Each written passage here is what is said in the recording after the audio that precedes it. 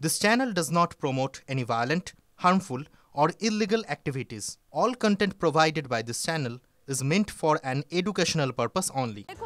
গতকালকে হুমায়ুন কবির তিনি ঘোষণা করেছিলেন যে আজই নাকি তিনি তৃণমূল ছাড়বেন। তাহলে প্রশ্ন উঠছে, আজই কি তিনি তৃণমূলটা ছেড়ে দিচ্ছেন? বিধায়ক পদ থেকেও কি আজই ইস্তফা দেবেন হুমায়ুন? গতকাল সাসপেন্ড হওয়ার পরে তিনি জানিয়েছিলেন আজই তিনি সব পদ ছেড়ে দেবেন। কৌশিক রয়েছেন আমাদের সঙ্গে। কৌশিক, তিনি তো জানিয়েছিলেন যে আজই তিনি সমস্ত পদ ছেড়ে দেবেন, আজই তিনি দলও ছেড়ে দেবেন, এমনটাই কিন্তু তিনি জানিয়েছিলেন।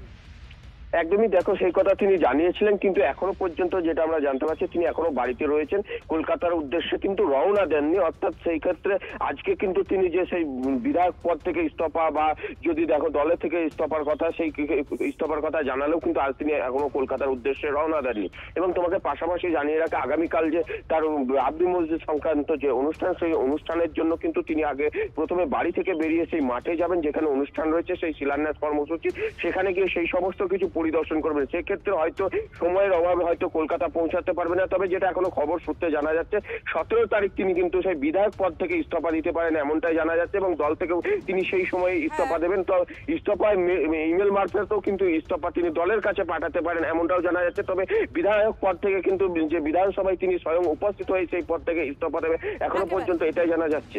ধন্যবাদ কৌশিক।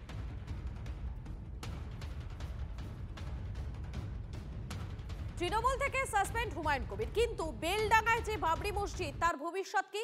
সাসপেনশনের পর কোন পথে হাঁটবেন হুমায়ুন?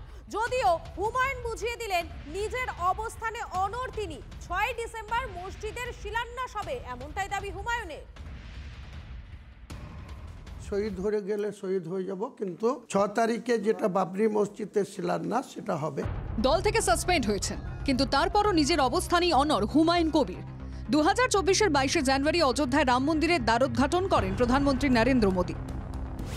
কিছুদিন পরেই ভরতপুরের তৃণমূল বিধায়ক হুমায়ুন কবির অযোধ্যায় 6 ডিসেম্বর বাবরি মসজিদ ধ্বংসের দিনই মুর্শিদাবাদে ওই একই নামের মসজিদ প্রতিষ্ঠার তৈরির কথা বলেন। হুমায়ুনের সাসপেনশনের ঘোষণার সময় বেলডাঙ্গায় বাবরি মসজিদ করার উদ্দেশ্য নিয়েও প্রশ্ন তোলেন ফিরহাদ হাকিম। কেন বেলডাঙ্গায় বাবরি মসজিদ হবে? কারণ বেলডাঙ্গা কিছুদিন আগে কমিউনাল সেন্সিটিভ জায়গা ছিল এবং সেইখানে করলে রাইট লাগাতে সুবিধা হবে। ভরতপুরের বিধায়কের দাবি, বাবরি মসজিদ করার জন্য নাকি তৃণমূল সাসপেন্ড করেছে, তাই প্রাণ চলে গেল 6 ডিসেম্বর বেলডাঙ্গায় বাবরি মসজিদের শিলান্যাস হবেই।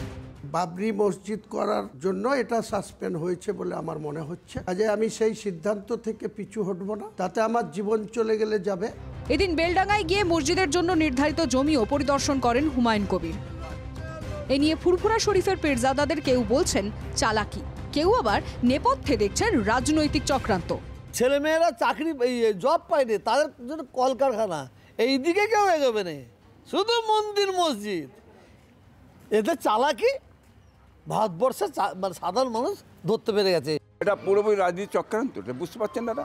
একটা দলকে তার দলের সুবিধা করার জন্য, পাইয়ে দেওয়ার জন্য এই কীর্তিটা করা হয়েছে। আমার রাজ্যে এটা হচ্ছে মানে এর রাজ্য সরকার কে করবে, অন্য কে করতে এসে কেন? এই পরিস্থিতিতেই মুখ্যমন্ত্রীর দাবি ওয়াকফ নিয়ে সংখ্যালঘুদের মধ্যে বিভ্রান্তি তৈরি করা হচ্ছে। এখন যে পোর্টালটা করেছি এর পার্থক্য হলো শুধু আপলোড করার প্রক্রিয়া। এটা আপলোড আগে কে করতো? ওয়াকফ বোর্ড, আর এখন আপলোড করবে কে? মতোয়ালিরা। তো মতোয়ালিরা কাদের লোক? মতোয়ালিরা আপলোড করবে করে স্টেট গভর্নমেন্টের ওয়াকফ বোর্ডকে দেবে। সুতরাং নিশ্চিন্তে থাকুন, কারো সম্পত্তি কেউ বেদখল করবে না, এসব মিথ্যে প্রচারে কান দেবেন না। মমতার মুসলিমদের ভালোবাসা আর এই মুসলমানদের বাড়িতে মুরগি পোষা সমান। আর যেদিন হুমায়ুন বেলডাঙ্গায় বাবরি মসজিদের শিলান্যাস করবেন, সেদিন প্রথা মেনে এবছরও তৃণমূল সংহতি দিবস পালন করবে। এদিকে হুমায়ুন কবিরের উদ্যোগে বেলডাঙ্গায় বাবরি মসজিদ তৈরির প্রস্তাবকে সংবিধান বিরোধী বলে অভিযোগ করে কলকাতা হাইকোর্টে জনস্বার্থ মামলা দায়ের করলেন এক আইনজীবী। বেলডাঙ্গায় হুমায়ুনের বাবরি মসজিদ তৈরির নেপথ্যে তৃণমূল নেই তো? অন্তত এমনটাই সন্দেহ প্রকাশ করেছেন বিরোধী দলনেতা শুভেন্দু অধিকারী। বিষয়টি হুমায়ুনের থেকেই জানার দরকার, এমনটাই দাবি করেছেন তিনি। মমতা বন্দ্যোপাধ্যায় তাকে বাবরি মসজিদ ওখানে গড়ার জন্য সমর্থন করছেন কিনা, অনুমোদন দিয়েছেন কিনা, পিছনে আছেন কিনা, সেটাও তো আগে জানা দরকার হুমায়ুন কবিরের কাছ থেকে। হুমায়ুন কবির বলেছেন যে উগ্র মৌলবাদী রাজনীতি করেছেন তিনি ইউসুফ পাঠানকে জেতানোর জন্য, অধীর চৌধুরীকে বা বিজেপিকে হারানোর জন্য, তিনি বলেছেন যেটা আমি করিনি, আমাকে দিয়ে করানো হয়েছে। অতএব এই বিষয়টা আগে পরিষ্কার করা দরকার। হুমায়ুনের বাবরি মসজিদ শিলান্যাসের জল এবারে গড়ালো আদালতে। হাইকোর্টের প্রধান বিচারপতি ডিভিশন বেঞ্চে মামলা। বেলডাঙ্গায় হুমায়ুনের বিরুদ্ধে সংবিধান বিরোধী মন্তব্যের অভিযোগ। আজ মামলা শুনানির সম্ভাবনা। শনিবারই মুর্শিদাবাদে বাবরি মসজিদ শিলান্যাসে অনড় হুমায়ুন কবির।